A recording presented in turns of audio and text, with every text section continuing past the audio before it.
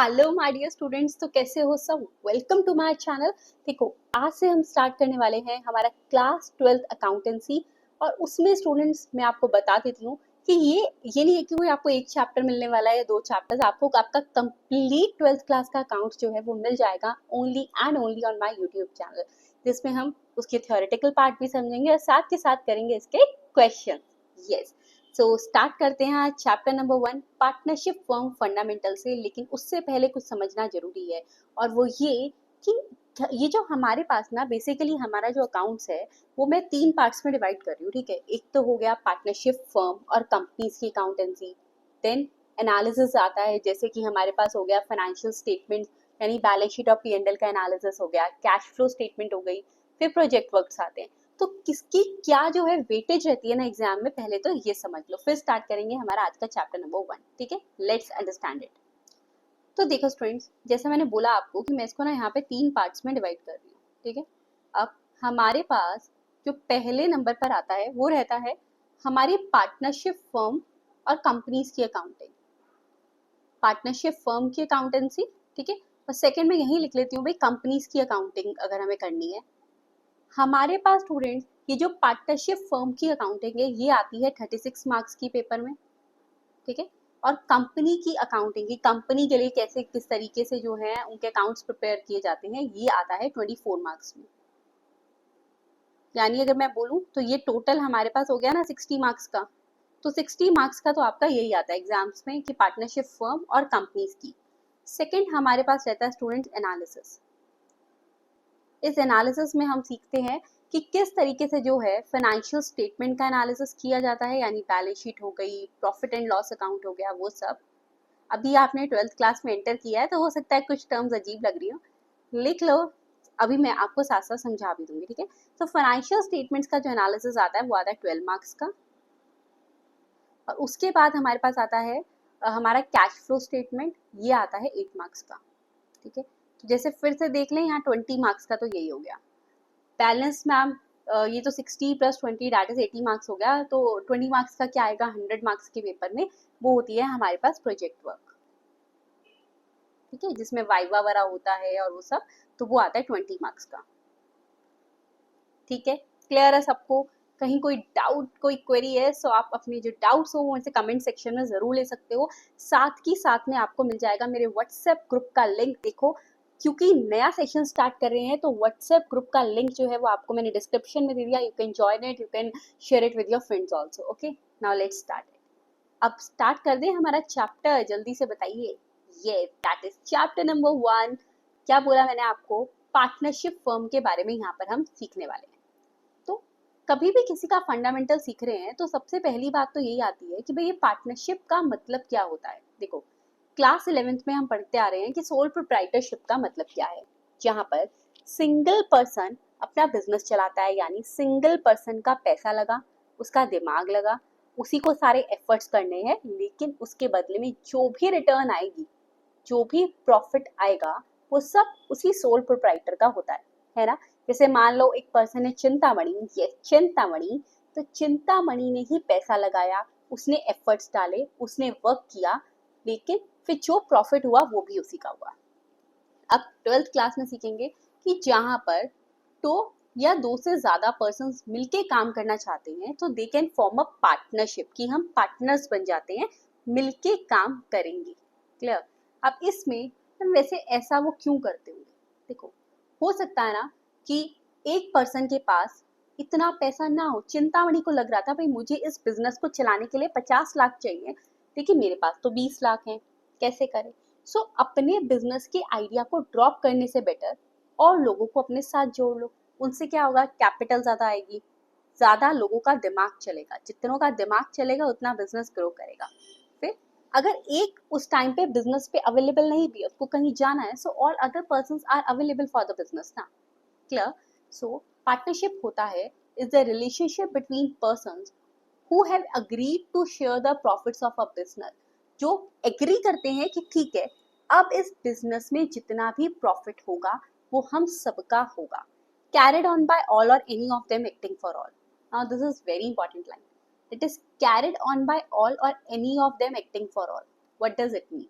देखो क्या है हमारे पास, देखिए यहाँ पे स्टूडेंट्स, हो सकता है एक फर्म में 3 पार्टनर्स हैं, ए बी सी, ठीक है, ए बी सी, ये 3 पार्टनर्स हैं, मिलके फर्म को चला रहे हैं। ए को कोई काम आ गया, वो गया है घूमने के लिए मनाली, ठीक है, काम क्या, ट्रिप के लिए गया, टूर के लिए गया, घूमने चला गया मनाली। उसके पीछे से भी बी और सी जो है वो बिजनेस कर रहे हैं। अब उस बिजनेस में उनको प्रॉफिट हो गया 10 लाख रुपए का। तो मैम इतने टाइम तक 10 दिन के लिए मान लो मनाली गया हुआ था ए, काम देखा बी और सी ने, तो क्या प्रॉफिट ए को भी दिया जाएगा? हाँ जी दिया जाएगा, क्योंकि ये पार्टनरशिप है। सो कैरिड ऑन बाय ऑल, यानी चाहे कोई काम सब मिलके कर रहे हो, चाहे एनी ऑफ देम, इनफैक्ट इनमें से कोई एक भी काम कर रहा होता एक्टिंग फॉर ऑल सबके बदले, तो भी हम कहते हैं कि जो भी प्रॉफिट आया है वो शेयर होगा। इन द सिमिलर वे अगर लॉस हो जाता तो वो भी शेयर होता। Is it clear to all of you? कोई डाउट, कोई क्वेरी आपको प्लीज पूछिए। नहीं है कोई डाउट? चलो इसके बाद बात आती है कि पार्टनरशिप की कैरेक्टरिस्टिक्स क्या है। अच्छा मैं ना ज्यादा आज थ्योरी नहीं करवाने वाली, मैं तो सीधा क्वेश्चंस पे भी आऊंगी। उसके बाद after the sum of this chapter, जब ये चैप्टर कंक्लूड हो जाएगा, मैं आपको एक अलग से क्लास दे दूंगी थ्योरेटिकल पार्ट की, क्योंकि अभी से थ्योरी कर ली ना तो मुझे ऐसा लगता है बिजनेस स्टडीज में भी थ्योरी कर रहे हैं, बाकी सब्जेक्ट्स में थ्योरी कर रहे हैं, हम अकाउंट्स में भी थ्योरी से ही स्टार्ट कर दिया ना, सो हम बोर से हो जाएंगे। ठीक है, मेरे को तो ऐसा ही लगता है, जब मैं अपने टाइम पे जब मैंने पढ़ा है तो मुझे हमेशा लगता था यार अकाउंट्स है, आगे जाओगे टैक्स आता है, इनकम टैक्स वगैरह, तो इसमें थोड़ा प्रैक्टिकल पार्ट आए तो मजा आए। ठीक है, तो पहले प्रैक्टिकल करेंगे, बट हाँ बेसिक तो समझ लेते हैं, जिसकी नहीं समझा तो कुछ समझ ही नहीं आएगा। ठीक है, सो कैरेक्टरिस्टिक्स ऑफ पार्टनरशिप। एक बात और, इस चैप्टर को बहुत अच्छे से समझ लेना। आपने देख लिया पार्टनरशिप की वेटेज कितनी है, फंडामेंटल अगर क्लियर नहीं होगा तो बहुत आगे जो वाले चैप्टर्स में दिक्कत आती है। ठीक है, अब पहला कैरेक्टरिस्टिक इसका होता है students, the first characteristic of partnership is कि इसमें हमारे पास मिनिमम नंबर ऑफ पार्टनर्स कितने होने चाहिए, कम से कम कितने पार्टनर होने चाहिए, कम से कम 2, बिकॉज अगर एक है तो that is a sole proprietor ना, then how that person can be a partnership firm. ठीक है, एक सिंगल पर्सन पार्टनरशिप कैसे हो सकता है? Clear? So minimum number of partners must be 2। अब बात आती है, क्या मैक्सिमम नंबर ऑफ पार्टनर्स का भी कोई क्राइटेरिया है? क्या बस अगर एक पार्टनरशिप फर्म है तो मैक्सिमम ज्यादा से ज्यादा बस इतने ही बंदे होने चाहिए, उससे ज्यादा नहीं? तो देखते हैं। सो देखो स्टूडेंट, हमारे पास ना एक पार्टनरशिप एक्ट है जो पूरी पार्टनरशिप को चला रहा है। पार्टनरशिप एक्ट ने कहा नहीं मैं कुछ नहीं कह रहा, ज्यादा से ज्यादा कितने भी हो, लेकिन सेंट्रल गवर्नमेंट ने स्पेसिफाई कर दिया कि ज्यादा से ज्यादा, कंपनीज रूल 2014 आए, उसमें उन्होंने कह दिया भाई मैक्स टू मैक्स 50 पार्टनर्स होंगे, इससे ज्यादा नहीं होंगे। तो पार्टनरशिप एक्ट ने ये बात नहीं कही है, किसने कही है? सेंट्रल गवर्नमेंट ने वाइड कंपनी रूल 2014, तो उन्होंने कहा नहीं जी नहीं, बस मैक्सिमम 50 पार्टनर। ठीक है, फिर बात आती है माइनर की। क्या एक पर्सन जो माइनर है वो पार्टनर हो सकता है? माइनर कौन होता है? माइनर वो होता है who has not attend age of 18, जो अभी तक 18 साल का नहीं हुआ, who has not attend age of 18, अभी वो 18 साल का भी नहीं हुआ, तो क्या वो किसी पार्टनरशिप फर्म में पार्टनर हो सकता है क्या? जल्दी से बताओ अगर किसी को पता है तो। क्या एक पर्सन जो माइनर है वो पार्टनर हो सकता है? तो देखो इस बात पर क्लैरिटी ये है कि अगर एक पर्सन जो कि माइनर है तो he can not be admitted as a partner, आप उसको पार्टनर की तरह पे नहीं मान सकते, लेकिन मान लो अगर उसका पैसा लगा हुआ है या कोई भी और रीजन है तो आप उसके साथ प्रॉफिट तो शेयर कर सकते हो, वो सिर्फ प्रॉफिट शेयरिंग में हेल्प करेगा, बाकी आप उसको एज अ पार्टनर एडमिट नहीं कर सकते। Is it clear? ठीक है, अब बारी आती है इसकी सेकेंड कैरेक्टरिस्टिक की। फर्स्ट यही थी, minimum number of partner, maximum number of partner and the minor as a partner. फिर आता है agreement. Second characteristic is agreement. Agreement का मतलब क्या है कि यहाँ पर पार्टनरशिप फर्म जो है, देखो जैसे ना हमने पढ़ा हुआ है कि एक हिंदू अनडिवाइडेड फैमिली होती है। क्या होता है स्टूडेंट हिंदू अनडिवाइडेड फैमिली? कि एक पर्सन है चिंतामणि, उसके आगे जो चिल्ड्रन हुए, उसके आगे जो ग्रैंड चिल्ड्रन हुए, वो ऑटोमेटिकली जो है वो बन के एक HUF बन जाती है, हिंदू अनडिवाइडेड फैमिली, और as an HUF they can carry on their work. तो ये कोई एग्रीमेंट नहीं हुआ उनके बीच में, ये बाय नेचर ही है कि हाँ भाई ठीक है, मतलब उन्होंने कह दिया भाई ठीक है, जो भी आगे जो उसके चिल्ड्रन ग्रैंड चिल्ड्रन वगैरह हैं वो सब मिलकर HUF फॉर्म करेंगे। ठीक है, डॉटर्स ये सब। लेकिन यहाँ पर पार्टनरशिप फर्म जो है उसके लिए एग्रीमेंट होना चाहिए, क्योंकि अपने आप से कैसे होगी, 2 जने मिले उस सीसीडी में, मान लो कैफे कॉफी डे में जो भी 2 जने मिले वो पार्टनर बन जाएंगे, ऐसा तो नहीं हो सकता। So there must be an agreement, there must be an agreement, उनके बीच में एक एग्रीमेंट होना चाहिए।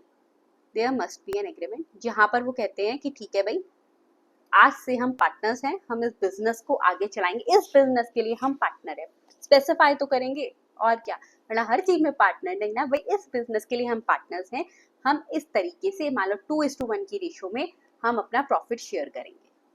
क्लियर? क्या एग्रीमेंट जो है वो रिटर्न ही होना चाहिए? तो नहीं, ऐसा कुछ नहीं है, चाहे रिटर्न हो चाहे ओरल, कैसा भी हो सकता है, कैसा भी हो सकता है, ठीक है, रिटर्न भी ओरल भी, आपस में कह भी दिया तो हम मान लेंगे, ठीक है जी भाई अब से तुम मेरे पार्टनर, ठीक ठीक। अगर प्रैक्टिकली बात करें तो हर किसी को रिटर्न करना चाहिए, लेकिन जरूरी नहीं है, लॉ ने नहीं कहा कि आपको रिटर्न ही करना है, ओरल नहीं करना, उन्होंने कहा कैसा भी कर लो, वैसे हमें भी पता है सूझबूझ से as a rational person return हो तो सही है, सब चीजें लिखी हुई होती है। अब रिटर्न हो चाहे ओरल हो, उसमें क्या क्या मेंशन होगा, उसके ड्यूटीज क्या है, पार्टनर्स की रिस्पॉन्सिबिलिटीज क्या है, प्रॉफिट शेयरिंग रेशियो क्या है, कल को कोई डिस्प्यूट हो गया, झगड़ा हो गया तो किस तरीके से दोनों सॉल्व करेंगे आपस में, वो सब बातें। क्लियर? तो अब आता है थर्ड हमारे पास, the third one is existence of business and profit motive. Existence of business and profit motive. देखो, अगर एक पर्सन को एक पार्टनरशिप चलानी है तो पार्टनरशिप के लिए जरूरी है कि वहां पे कोई ना कोई बिजनेस एग्जिस्ट करता हो और उनका मोटिव क्या हो, उनका ऑब्जेक्टिव क्या हो, क्या करना चाह रहे हो, उद्देश्य क्या है कि हमें इस बिजनेस को चलाकर हमें प्रॉफिट अर्न करना है। इसका मतलब ऐसा नहीं है कि एक पर्सन ने जो है, ये 2 पर्सन है मिलकर एक प्रॉपर्टी खरीद ली, ये प्रॉपर्टी है, ठीक है, अब वो ये कह रहे हैं हमारी दोनों की मिलकर ये प्रॉपर्टी है तो इसका मतलब हमारी एक पार्टनरशिप फर्म है, नहीं। अगर उन्होंने ये सोचा कि हमें कोई बिजनेस करना है other related to that property और एनीथिंग एल्स, लेकिन बिजनेस है for the profit motive making, so in that case only उस फर्म को पार्टनरशिप फर्म माना जाएगा, अदरवाइज नहीं। दैट इज अ फीचर और कैरेक्टरिस्टिक ऑफ पार्टनरशिप। फोर्थ हमारे पास स्टूडेंट्स आता है sharing of profits. Fourth is sharing of profits. अब जो भी पार्टनर्स होंगे प्रॉफिट उनमें आपस में शेयर जरूर किया जाएगा। इसका मतलब क्या हुआ मैम, अरे अगर कोई बंदा आया है तो प्रॉफिट शेयर करनी आया होगा? नहीं, हो सकता है कि यहाँ पर 3 पार्टनर्स ऑलरेडी थे, एक नया पार्टनर आया, ठीक है, ये जो नया पार्टनर है ये कहता है कि देखो तुम जो है ना एक बहुत ही अच्छा काम भी कर रहे हो, जैसे फॉर एग्जाम्पल मान लो वो एक ना स्कूल चलाते थे जिसकी फीस बाकी स्कूल से कम थी, तो इसने कहा आकर कि देखो मुझे ना ये अच्छा लगा कि तुम ऐसा काम कर रहे हो, तो यहाँ मैं भी अपना पैसा लगा लेता हूँ। 10 लाख रुपए उसने लगा दिए, 10 लाख लगाए तो उसको लगा, वो तो पार्टनर बन गया, लेकिन उसने कहा मैं सिर्फ एक चैरिटेबल एक्टिविटी कर रहा हूँ, मुझे इससे कोई प्रॉफिट नहीं चाहिए।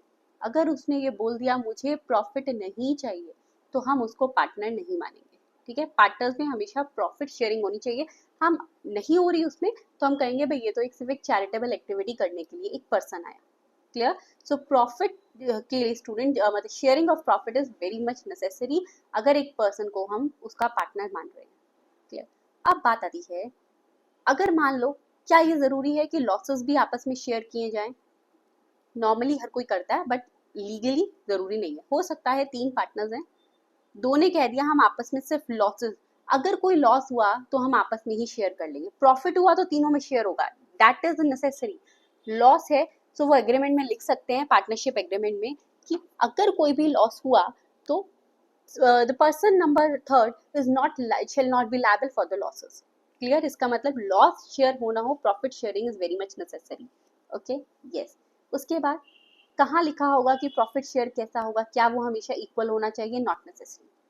जैसा भी पार्टनरशिप डीड में वो मेंशन कर दे, it can any of the ratio 3:2:1, 1:1:1, कुछ भी रेशियो हो सकती है जो भी वो आपस में डिसाइड करेंगे, so that is not necessary कि उनका जो रेशियो है वो सेम होना चाहिए। क्लियर? फिफ्थ आता है हमारे पास fifth number, the fifth characteristic is relationship of principal and agent. Relationship of principal and agent. देखो, प्रिंसिपल और एजेंट कौन होता है? एजेंट वो पर्सन होता है जो प्रिंसिपल के बिहाफ पे काम करता है। अब मैंने आपको स्टार्टिंग के चैप्टर के स्टार्टिंग में बताया कि हो सकता है जो हमारा चिंतामणि है ना वो घूमने के लिए मनाली गया, उसके बदले में बाकी दोनों काम कर रहे थे, कोई बात नहीं, एक तरीके से सारे पार्टनर्स में आपस में प्रिंसिपल एजेंट रिलेशनशिप है, तो हम मान लेंगे कि हाँ कोई नहीं, ये जो काम है ये भी पार्टनरशिप में ही हुआ है। अब मैम तो क्या वो एक दूसरे के एजेंट है, आप ये कह रहे हो? नहीं, आई एम सेइंग कि ईच एंड एवरी पार्टनर वो एक दूसरे के एजेंट नहीं है। Each and every partner is a principal, उसको हम प्रिंसिपल भी मानेंगे और एक एजेंट भी मानेंगे, as well as an agent of partnership firm.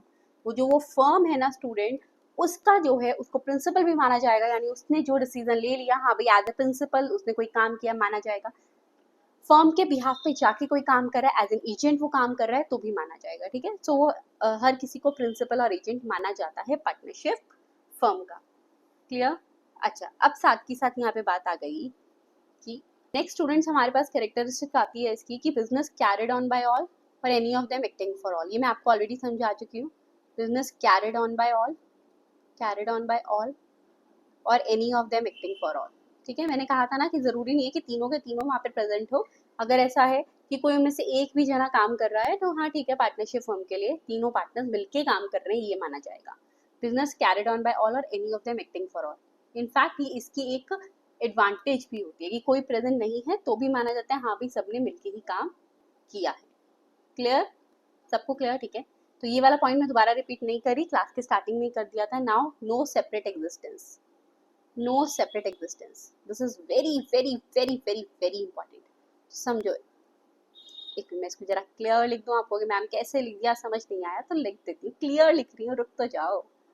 No separate existence. ठीक है, अब इसका क्या मतलब है? इसका मतलब है स्टूडेंट, देखो इसका मतलब होता है कि ये जो पार्टनरशिप फर्म है ना, इसकी अपनी कोई सेपरेट एग्जिस्टेंस नहीं है। अगर मान लो इसने कुछ भी काम किया तो that is enforceable against each and every partner. ठीक है, यही माना जाएगा कि पार्टनरशिप फर्म ने काम करा, मतलब पार्टनर्स ने काम करा। कल को कोई बात होती है तो all the partners will be liable. वो ये नहीं कह सकते अरे भाई हम चारों बैठे हैं पार्टनर्स, ठीक है, 4 पार्टनर बैठे हैं, चारों ने कोई घपला करा, बिजनेस में कुछ इलीगल एक्टिविटी करी थी, कहते हमने थोड़ी ना करी है, फर्म ने करी, फर्म को पकड़ो, ऐसा नहीं होगा। So they are enforceable for that. Clear? So कोई पार्टनरशिप फर्म की अपनी सेपरेट एग्जिस्टेंस नहीं है, वो सबकी जो सबने मिलकर एग्रीमेंट किया था तो सब पार्टनर्स विल बी लायबल। अब यहाँ पे बात आती है तो अकाउंटिंग किसकी करनी है फिर अगर नहीं है? फॉर द अकाउंटिंग पर्पस इसको हम सेपरेट एंटिटी मानते हैं, बट लीगली इसकी कोई सेपरेट एग्जिस्टेंस नहीं है। अकाउंटिंग पर्पस के लिए इसलिए माना वरना हम पार्टनरशिप फर्म का क्या प्रॉफिट है क्या लॉस है कैसे निकालेंगे। ओके, अब यहाँ मैंने आपको पढ़ाई है 7 कैरेक्टरिस्टिक्स। अगर एक पार्टनरशिप एग्जिस्ट कर रही है तो उसमें ये ऑल जो फीचर्स हैं दैट मस्ट बी एग्जिस्टेड। अगर कोई एक भी फीचर ऐसा है, मान लो प्रॉफिट शेयर्स नहीं हो रहे या सेपरेट एग्जिस्टेंस नहीं मान रहे या कुछ भी, तो इन दैट केस उसको आप पार्टनरशिप नहीं बोल सकते। Is it clear to all of you? Clear है पक्का से? चलो ठीक है। उसके बाद स्टूडेंट्स यहाँ पे बात आती है हमारे पास, हाँ हमारे पास कैरेक्टरिस्टिक्स इतनी थी, 7 कैरेक्टरिस्टिक्स हैं, याद कर लेना अच्छे से समझ लेना। एक तो रेक्टाफिकेशन मत करना, समझ के करना। अब मैंने आपको बताया यहाँ पर कि भाई उनके बीच में एग्रीमेंट होना चाहिए, उस एग्रीमेंट को स्टूडेंट्स हम कहते हैं पार्टनरशिप डीड। क्या बोलते हैं? Partnership deed. So there must be a partnership deed, उनके बीच में होनी चाहिए। अब ये बात है, पार्टनरशिप डीड में नॉर्मली क्या होता है कि फर्म का नेम क्या है, पार्टनर्स का नाम क्या है, फर्म का एड्रेस, पार्टनर्स का एड्रेस, साथ में उनकी प्रॉफिट शेयरिंग रेशियो। अब जो पार्टनर्स ने अपनी कैपिटल लगाई है, अब वो कैपिटल लगा रहे हैं, वो कह रहे हैं ठीक है आप हमें प्रॉफिट दे रहे हो, वो हमने काम भी कर रहे हैं, वर्क कर रहे हैं, बट कैपिटल लगा रहे हैं। अगर यही कैपिटल हमने मान लो 10 लाख रुपए हमने बैंक में डाले होते हैं, एफडी करी होती, तो हमको इंटरेस्ट आता, आप भी तो कुछ तो कैपिटल पे इंटरेस्ट दिया जाएगा। किसी पर्सन ने फर्म से पैसा निकाला है, मुझको ना थोड़ा सा पैसा देना मुझे चाहिए, थोड़े टाइम बाद तुमको दे दूंगा, उसको कहते हैं ड्रॉइंग्स। क्या कहते हैं? ड्रॉइंग्स। ठीक है, कि थोड़ा पैसा विड्रॉ कर लेना, ड्रॉइंग्स। अब पैसा तुम ले रहे हो तो फर्म को भी तो इंटरेस्ट दो ना, इंटरेस्ट ऑन ड्रॉइंग्स कितना होगा उनके बीच में, और क्या क्या मतलब बोनस होना चाहिए या नहीं होना चाहिए, ये सब कुछ वो पार्टनरशिप डीड में लिख लेंगे। अगर मान लो कोई भी ऐसा पॉइंट है जो पार्टनरशिप डीड में नहीं लिखा गया, फिर क्या होगा? इन दैट केस हमारे पास एक एक्ट है, क्योंकि देखो डीड होनी चाहिए, एग्रीमेंट होना चाहिए, बट माइट भी ना उन्होंने कोई पॉइंट ना लिखा हो वहाँ पे, तब उस केस में हमारे पास आएगा पार्टनरशिप एक्ट 1932। ठीक है, तो अगर डीड में ये सारी बातें नहीं लिखी, so rules applicable in the absence of partnership deed वो सुन लो, क्योंकि उसके बेसिस पे अब आपके प्रैक्टिकल क्वेश्चंस चलने वाले। इसके बाद हम सीधा क्वेश्चन करेंगे, तो समझ लो अच्छे से इसको, ठीक है। I said rules applicable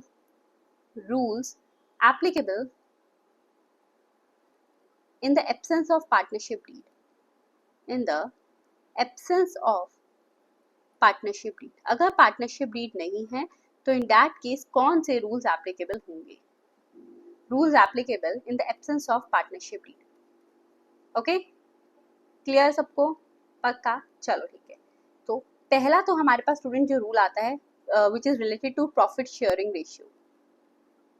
profit sharing ratio, अगर पार्टनरशिप डीड में ये नहीं बताया था कि क्या प्रॉफिट शेयरिंग रेशियो है, उन्होंने कहा था प्रॉफिट शेयर करेंगे, ठीक है, लेकिन कैसे करेंगे ये नहीं बताया, तो पार्टनरशिप एक्ट 1932 ने कहा अगर नहीं लिखा हुआ तो इक्वली होंगे, जितने पार्टनर्स हैं सब में इक्वली कर दो, irrespective of their capital contribution, कि चाहे किसी ने कितनी भी कैपिटल लगाई हो, नहीं तुमने मेंशन किया था डीड में तो अब इक्वली होगा।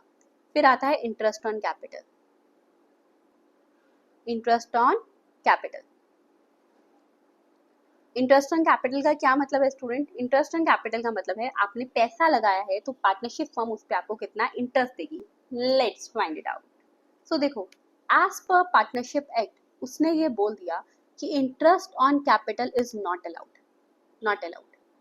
क्लियर बोला है कि यार तुम अपनी बिजनेस में पैसा लगा रहे हो, उसी का तुम ब्याज भी मांग रहे हो, ऐसा थोड़ी ना होता है, तो उस पे नॉट अलाउड, कैपिटल पे इंटरेस्ट नहीं दिया जाएगा। लेकिन किंतु परंतु अगर मान लो students, if there is a provision for interest on capital in the partnership deed, अगर एग्रीमेंट में लिख लिया था तो क्या होगा?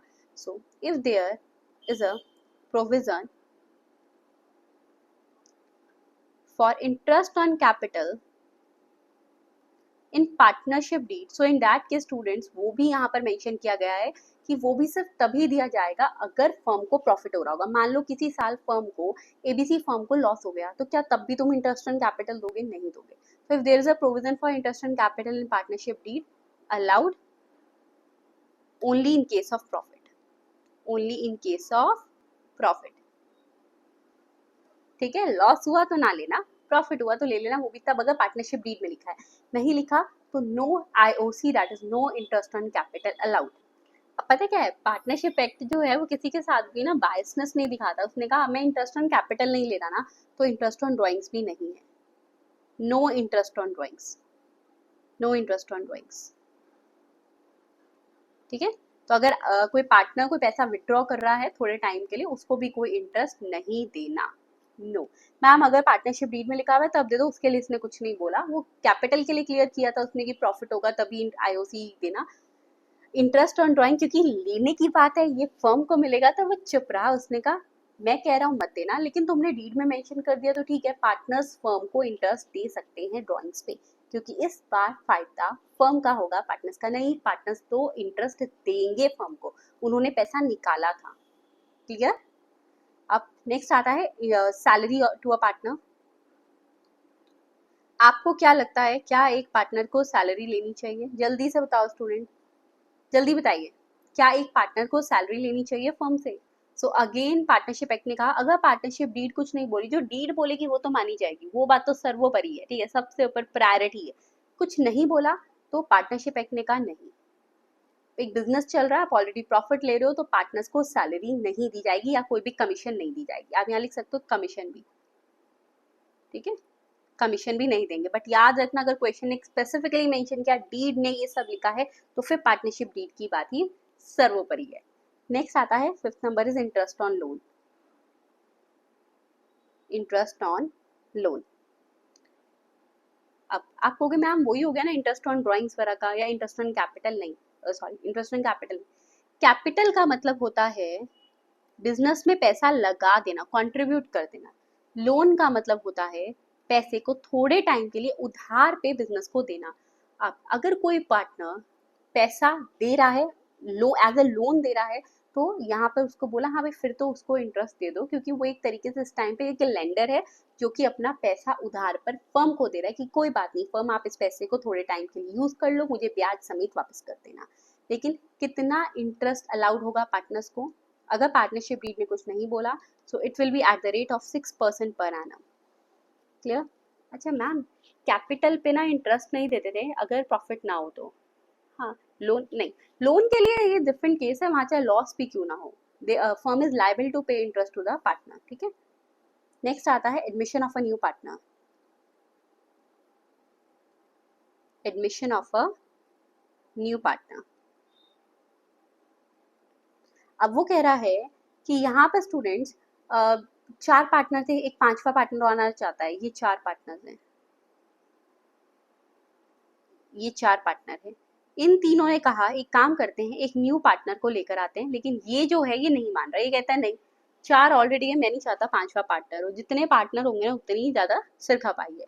तो जब तक all the partners are not actually acceptable for that partner, जब तक वो अग्री नहीं होते कि एक और पार्टनर लेकर आते हैं, कोई नया पार्टनर एडमिट नहीं हो सकता। इसका मतलब हर पार्टनर की कंसेंट होना जरूरी है for the admission of a new partner. Clear? सबको समझ आ गया? चलो स्टूडेंट, अब यहाँ पर बात आती है कि नेक्स्ट जो पॉइंट आता है, each partner can participate in the conduct of business. क्या 3 पार्टनर मिलकर कह सकते हैं? बात सुनो, प्रॉफिट मिल जाएगा लेकिन दूर रहना बिजनेस से, हम बिजनेस चलाएंगे, ऐसा वो नहीं कह सकते। Each partner can conduct the business, her partner मिलकर बिजनेस कंडक्ट कर सकता है। नेक्स्ट स्टूडेंट, ईच अगर ना मान लो कोई पार्टनर चाहता है चिंतामणि मुझे पार्टनरशिप फर्म की बुक्स दिखाना, तो क्या दूसरा पार्टनर मना कर सकता है? नहीं कर सकता, उसका पैसा लगा हुआ है। तो हर पार्टनर के पास ये राइट है टू इंस्पेक्ट द बुक्स और उसकी एक कॉपी भी वो अपने पास रख सकता है। क्लियर? चलो ठीक है, इसके बाद स्टूडेंट्स अब हमारे पास बात आती है, आपको एक इलिस्ट्रेशन करवाती हूँ जिससे आपको ये और अच्छे से समझ आएगा। या फिर चलिए student let's do a work. ठीक है, मुझे ऐसा लग रहा, पहले तो आपने कमेंट्स करके मुझे ये बताओ अभी तक मैंने आपको जितना पढ़ाया वो आपको समझ आया या नहीं आया, फिर कोई भी क्वेरी है, डाउट है, so definitely you can ask your doubts. उसके बाद आप क्या करना, आज मैंने आपको जितना करवाया है उसको रिवाइज कर लो, कल की क्लास में मैं आपको इसके इलिस्ट्रेशंस करवाऊंगी। ठीक है, क्योंकि बिना रिवीजन के अब चैप्टर का बेसिक स्टार्ट हुआ है, रिवाइज नहीं करोगे तो हो सकता है आपको इलिस्ट्रेशन में दिक्कत आए, तो एक बार रिवाइज कर लो, then we will start the illustration with the illustration number 1। Okay, ठीक है, चलो सो फटाफट से रिवाइज करके कल की क्लास में वापस आ जाना और मुझे कमेंट जरूर करना कि आपको क्लास कैसी लग रही है। ठीक है, और अपने फ्रेंड्स के साथ शेयर करना मत भूलना, एंड क्या, don't forget to subscribe my channel. Thank you, have a nice day, meet me in the next session.